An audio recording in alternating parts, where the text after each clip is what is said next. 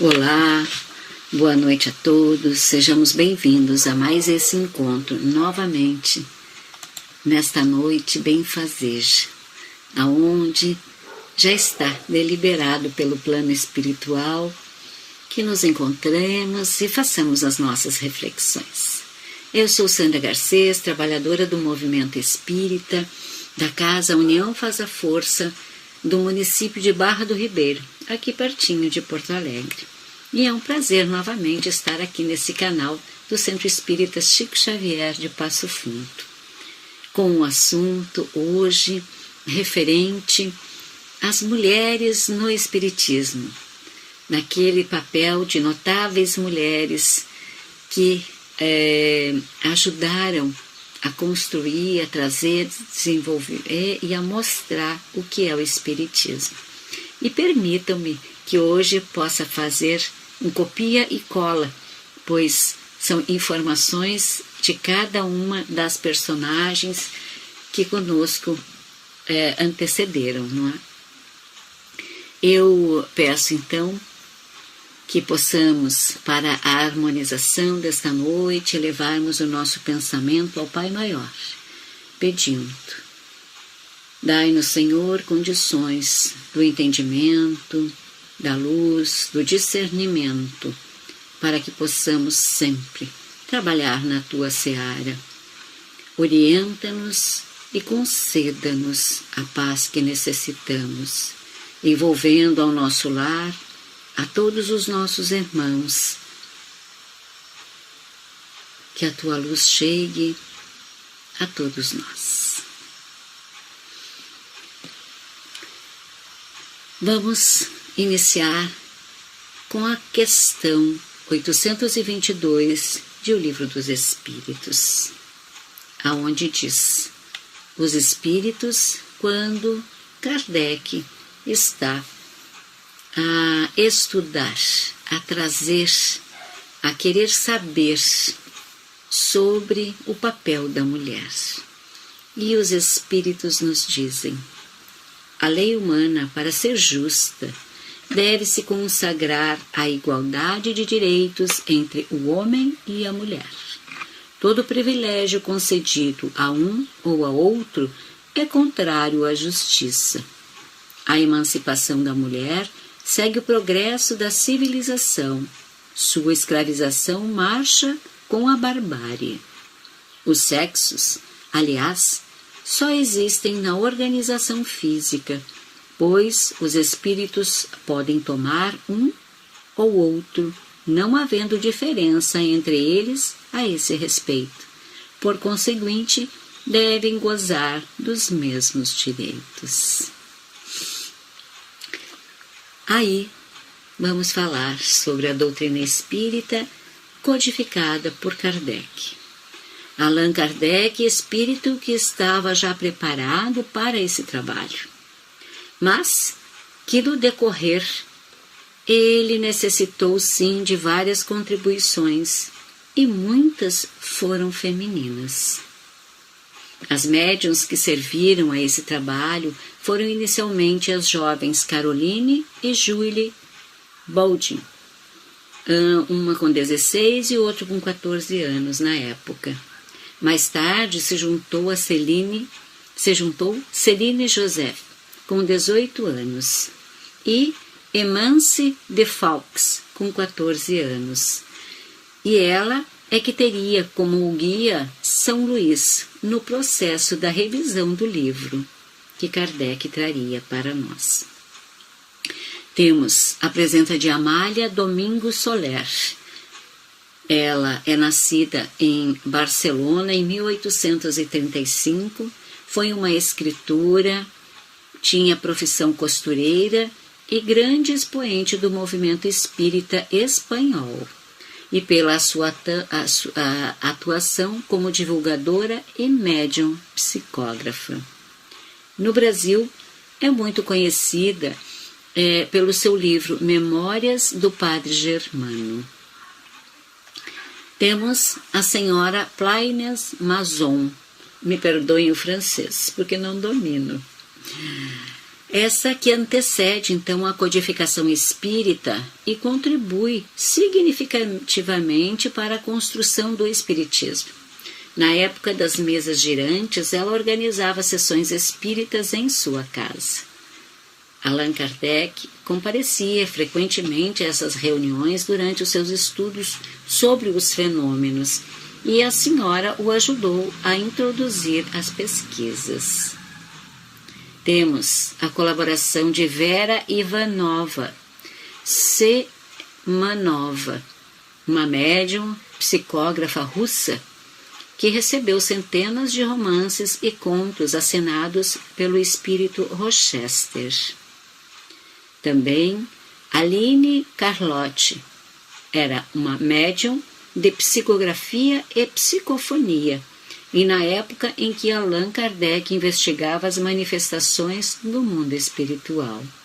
E em razão da sua mediunidade, ela serviu de intermediária para que o Espírito da Verdade confirmasse ao professor Rivail a importância da sua missão. No Brasil, também nós temos grandes mulheres expoentes do Espiritismo. Em 1861, nascia na Bahia Amélia Rodrigues, que foi educadora, teatróloga e também importante escritora da época. Escreveu poemas como Religiosa Clarice e Bem Me Queres. E mesmo após o seu desencarne, Amélia Rodrigues continuou escrevendo com o intermédio de Divaldo Franco. Em 1878, nós temos Zilda Gama, mineira, uma das maiores médiuns brasileiras. Foi pioneira em psicografias para a literatura espírita. E além do seu papel importante no espiritismo, Zilda Gama também teve forte influência no movimento feminino, quando lutou pelo direito do voto das mulheres. Então podemos ver que não é só no movimento feminino,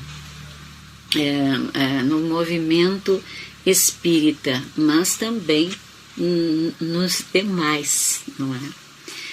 Ivone do Amaral Pereira nascia em 1900, no Rio de Janeiro. Ivone foi uma costureira e médium, autora de diversos livros psicografados.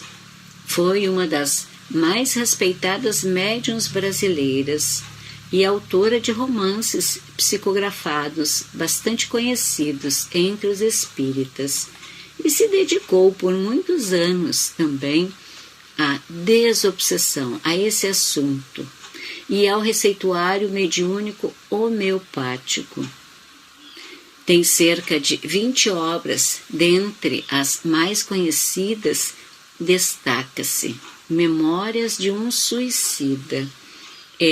Essa obra foi editada pela Federação Espírita Brasileira em 1955, no Rio de Janeiro, e é atribuída ao espírito de Camilo Castelo Branco e Leon Denis.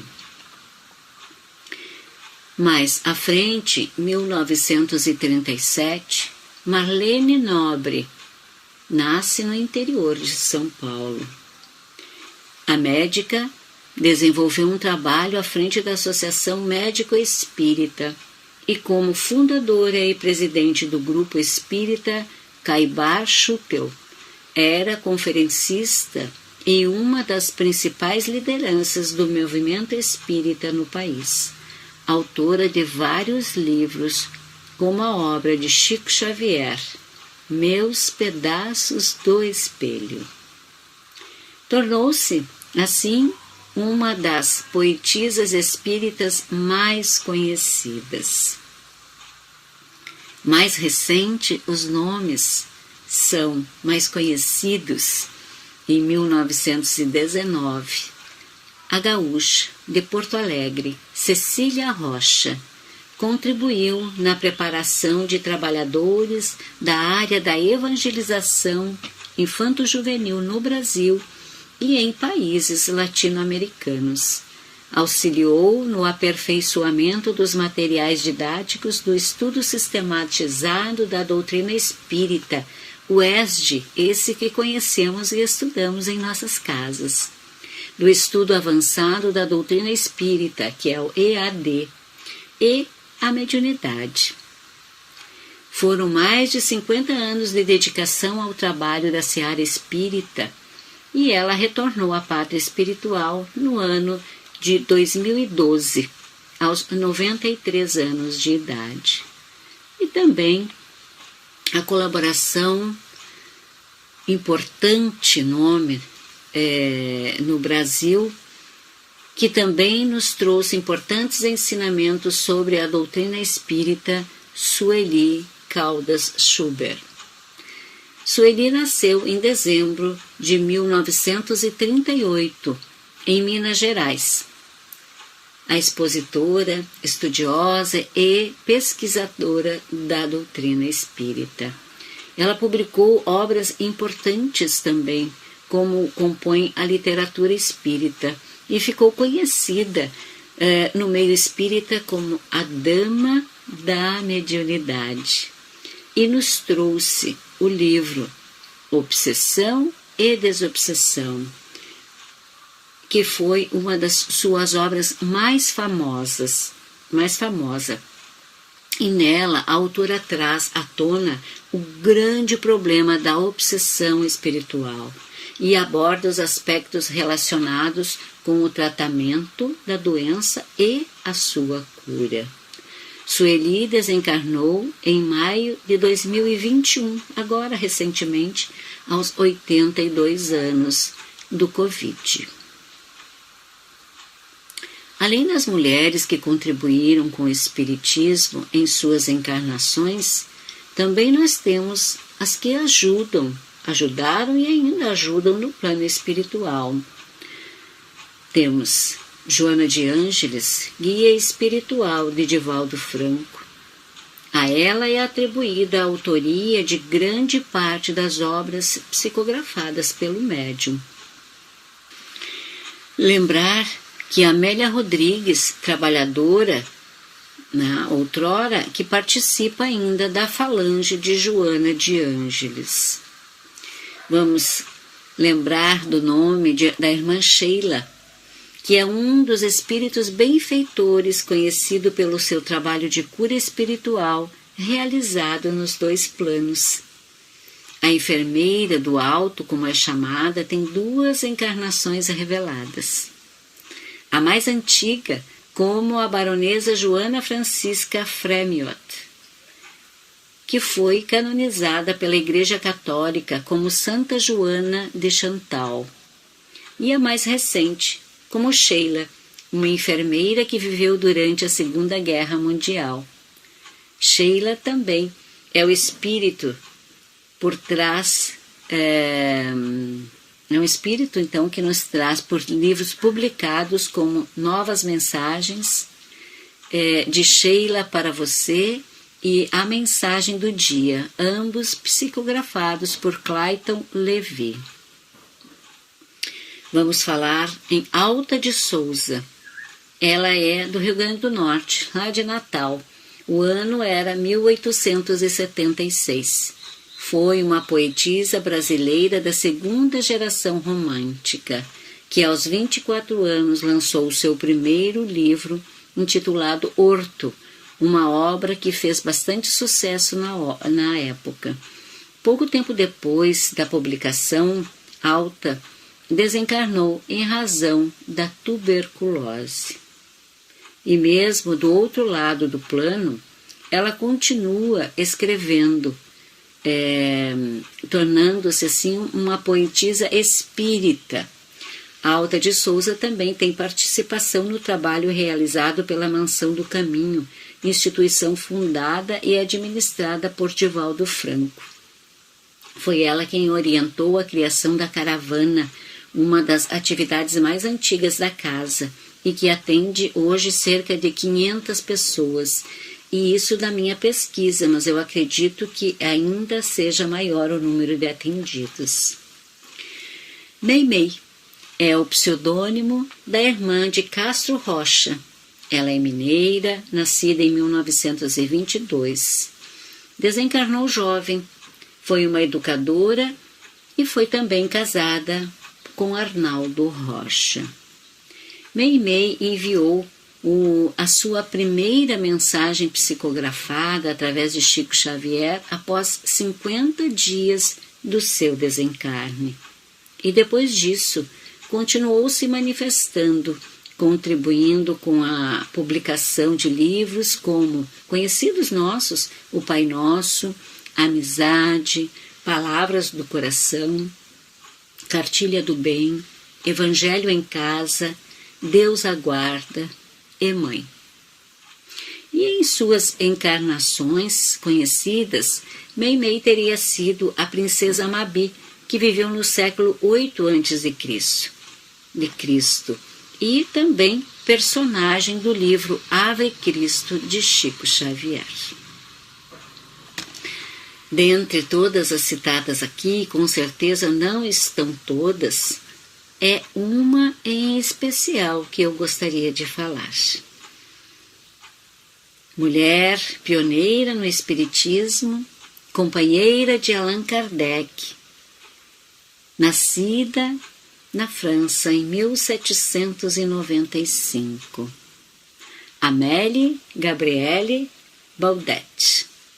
É também conhecida como Madame Kardec e é um dos nomes mais importantes do Espiritismo.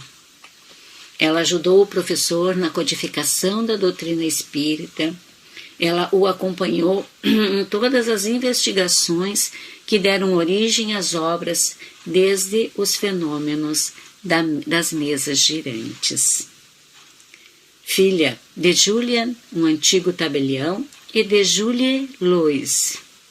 Desde criança era muito estudiosa e sua dedicação fez com que se tornasse professora da primeira classe. Diz-nos o pesquisador espírita Silvino Canuto de Abreu que Amélie também lecionava letras e belas artes e chegou a publicar 3 obras: Contos Primaveris, Noções de Desenho e O Essencial em Belas Artes. Morando em Paris, na França, conheceu Hippolyte Léon Denisard e se casaram. E ao lado dele, desenvolveu um importante trabalho na área da educação e, sobretudo, na codificação e disseminação do Espiritismo. Amélie e Kardec se casaram em fevereiro de 1832. Ela, 9 anos mais velha que Kardec. E nessa trajetória educacional do casal, destaca-se a fundação do Instituto Técnico em Paris, que foi baseado nos métodos do educador suíço Pestalozzi, que incorporou o afeto à sala de aula. Mas, em 1835, o Instituto precisou fechar as portas. Amélie e Kardec, então, passaram a preparar cursos e ministrá-los em sua própria residência. Anos mais tarde, já era 1853, quando Kardec decidiu investigar os fenômenos das mesas girantes, que deu origem, então, à codificação espírita. Amélie esteve ao seu lado o tempo todo, e nessa árdua tarefa de propagar os ensinamentos espíritas. O casal viveu junto por 37 anos, até o desencarne de Kardec, no ano de 1869. Amélie também teve uma participação significativa nos trabalhos junto a Kardec.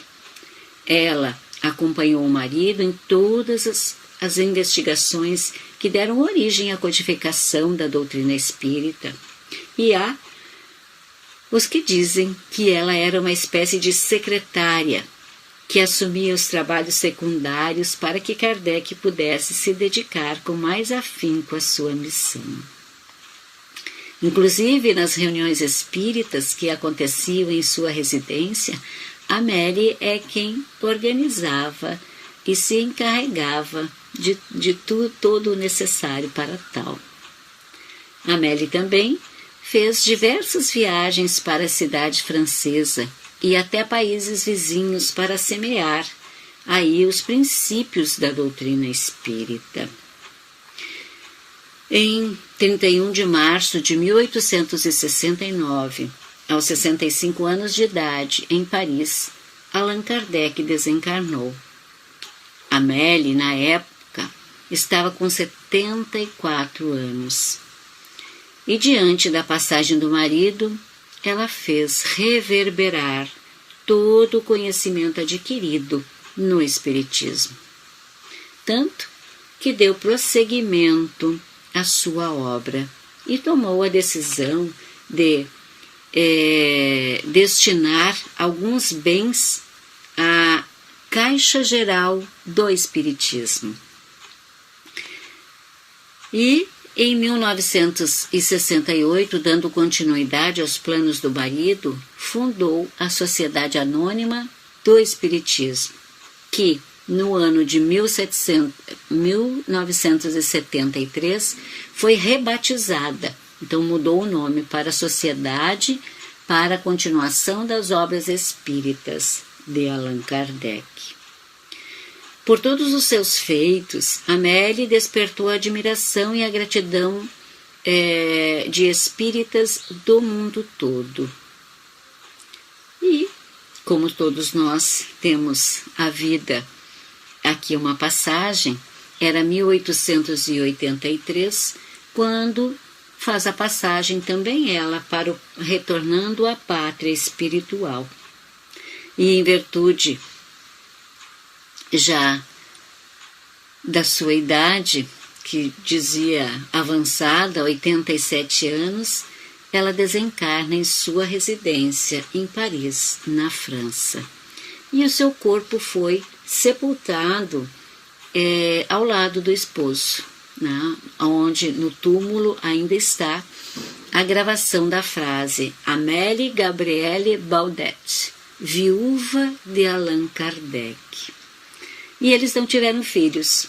Logo, sem herdeiros, e após o desencarne, toda a herança do casal foi destinada à sociedade para a continuação das obras espíritas de Allan Kardec. Esta foi uma das mulheres que teve um papel fundamental na educação e no espiritismo.